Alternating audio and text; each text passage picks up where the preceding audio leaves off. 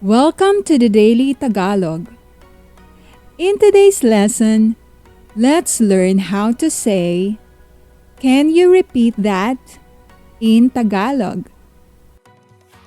The phrase is, "Paki-ulit nga."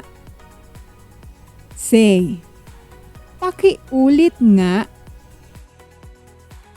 Let's break it down. Paki means please. Ulit means repeat. Nga is a softener used to make the request more polite.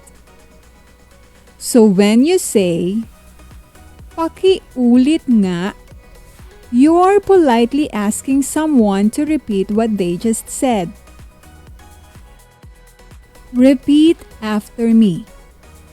Paki-ulit nga. Let's hear a simple conversation. Ang pangalan ko ay Ana. Paki-ulit nga. Ana. This is a very useful phrase when you're still learning and need help understanding. Try using it the next time you're practicing Tagalog. Say, "Paki-ulit nga."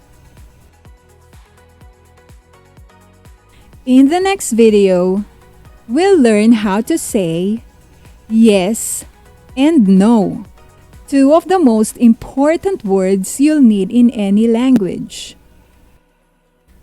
Don't forget to like, subscribe, and follow along for more daily Tagalog lessons. See you in the next one!